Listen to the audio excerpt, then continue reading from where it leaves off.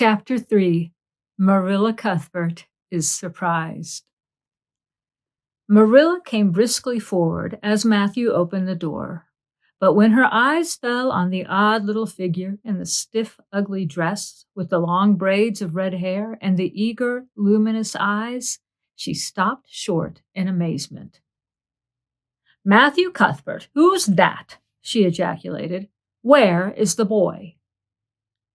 "There wasn't any boy," said Matthew wretchedly. "There was only her." He nodded at the child, remembering that he had never even asked her name. "No boy, but there must have been a boy," insisted Marilla. "We sent word to Mrs. Spencer to bring a boy. Well, she didn't. She brought her. I asked the station master, and I had to bring her home. She couldn't be left there, no matter where the mistake had come in." "Well, this is a pretty piece of business," ejaculated Marilla.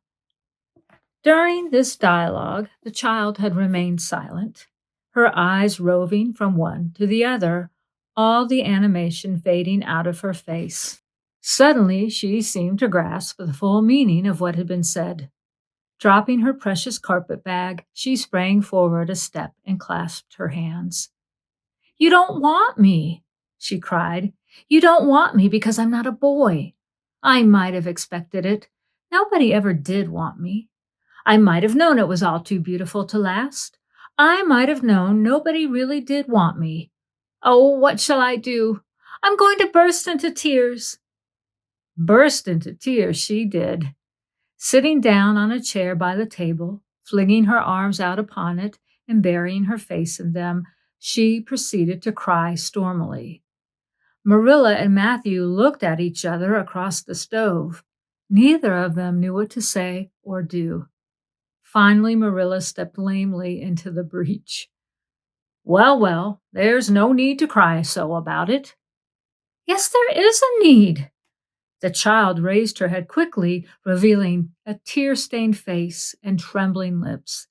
"You would cry too if you were an orphan and had come to a place you thought was going to be home and found that they didn't want you because you weren't a boy. Oh, this is the most tragical thing that ever happened to me." Something like a reluctant smile, rather rusty from long disuse, mellowed Marilla's grim expression.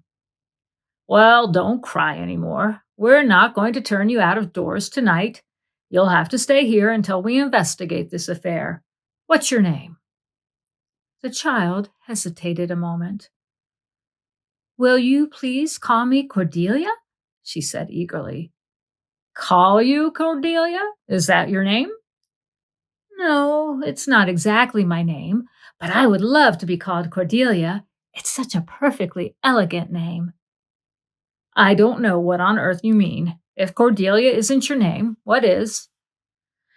"Anne Shirley," reluctantly faltered forth the owner of that name. "But oh, do please call me Cordelia. It can't matter much to you what you call me if I'm only going to be here a little while, can it? And Anne is such an unromantic name." "Unromantic fiddlesticks," said the unsympathetic Marilla. "Anne is a real good, plain, sensible name. You've no need to be ashamed of it." "Oh, I'm not ashamed of it," explained Anne. "Only I like Cordelia better. I've always imagined that my name was Cordelia. At least I always have of late years. When I was young, I used to imagine it was Geraldine, but I like Cordelia better now. But if you call me Anne, please call me Anne, spelled with an E." "What difference does it make how it's spelled?" asked Marilla with another rusty smile as she picked up the teapot. "Oh, it makes such a difference. It looks so much nicer. When you hear a name pronounced, can't you always see it in your mind, just as if it were printed out? I can, and ANN looks dreadful, but ANNE looks so much more distinguished. If you'll only call me Anne, spelled with an E, I shall try to reconcile myself to not being called Cordelia." "Very well, then. Anne spelled with an E. Can you tell us how this mistake came to be made? We sent word to Mrs. Spencer to bring us a boy. Were there no boys at the asylum? Oh, yes, there was an abundance of them. But Mrs. Spencer said distinctly that you wanted a girl about 11 years old, and the matron said she thought I would do. You don't know how delighted I was. I couldn't sleep all last night for joy. Oh, she added reproachfully, turning to Matthew, why didn't you tell me at the station that you didn't want me and leave me there? If I hadn't seen the White Way of Delight and the Lake of Shining Waters, it wouldn't be so hard. What on earth does she mean? Demanded Marilla, staring at Matthew. She's just referring to some conversation we had on the road, said Matthew hastily. I'm going out to put the mare in, Marilla. Have tea ready when I come back. Did Mrs. Spencer bring anyone over besides you? Continued Marilla when Matthew had gone out. She brought Lily Jones for herself. Lily is only 5 years old, and she's very beautiful. She has nut brown hair.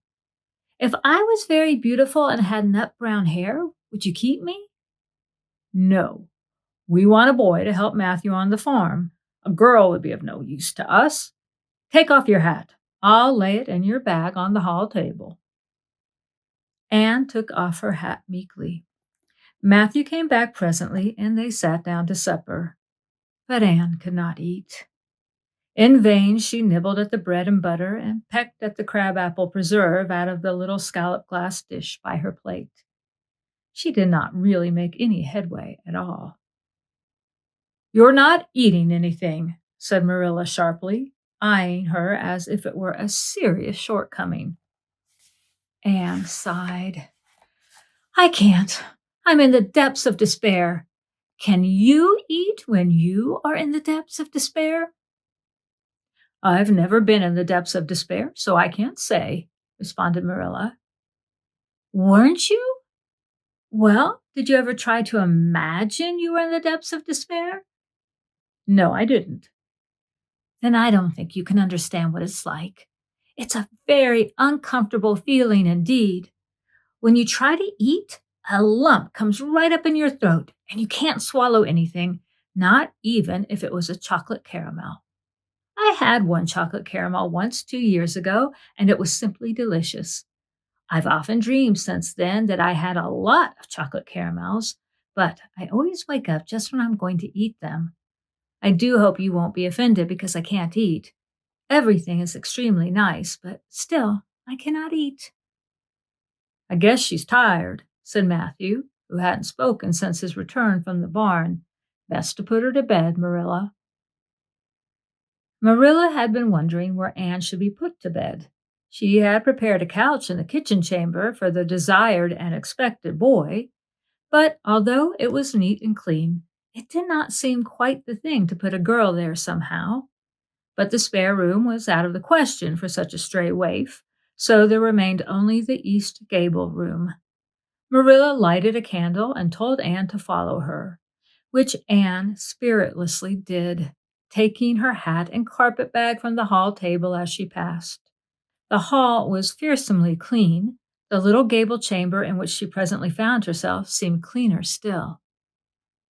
Marilla set the candle on a 3-legged, 3-cornered table and turned down the bedclothes.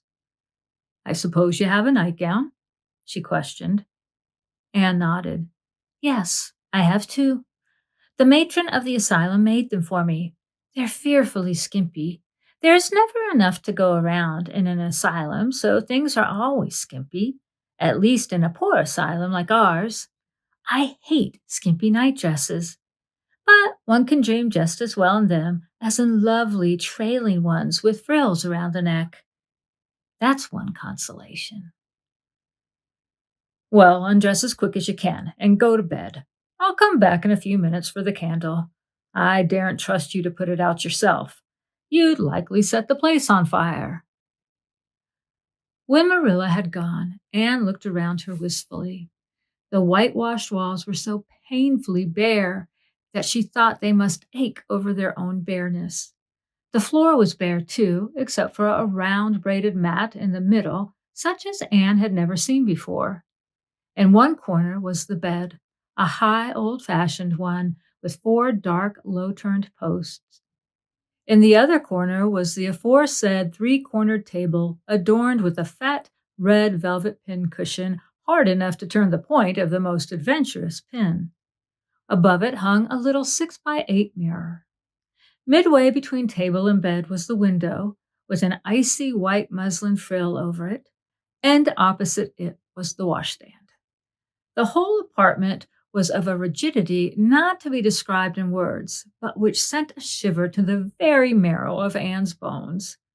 With a sob, she hastily discarded her garments, put on the skimpy nightgown, and sprang into bed, where she burrowed face downward into the pillow and pulled the clothes over her head. When Marilla came up for the light, various skimpy articles of raiment scattered most untidily over the floor, and a certain tempestuous appearance of the bed were the only indications of any presence save her own. She deliberately picked up Anne's clothes, placed them neatly on a prim yellow chair, and then, taking up the candle, went over to the bed. "Good night," she said, a little awkwardly, but not unkindly.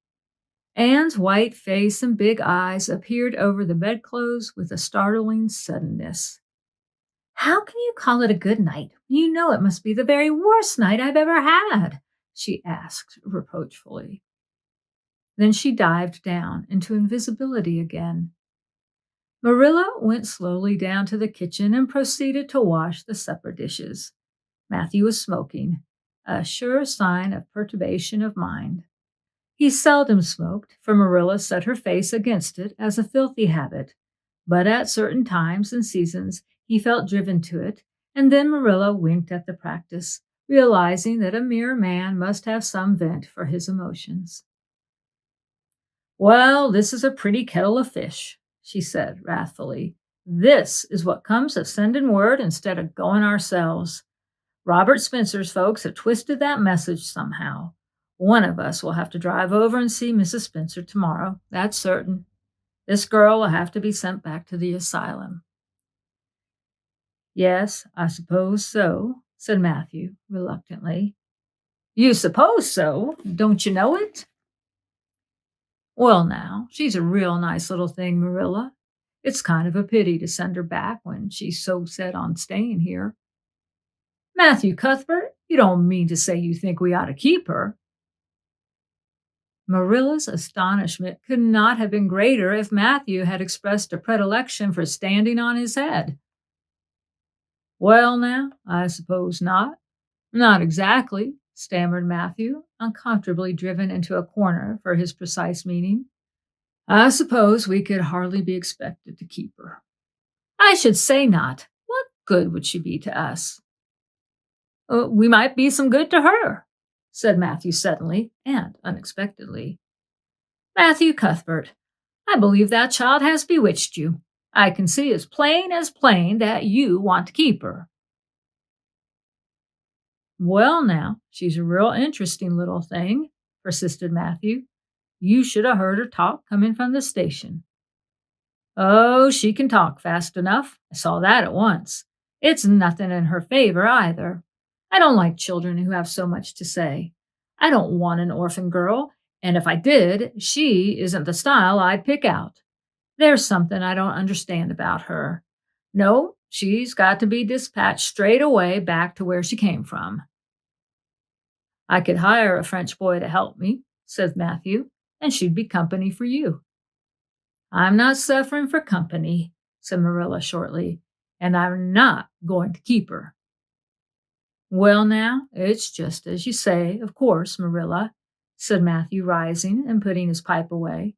"I'm going to bed."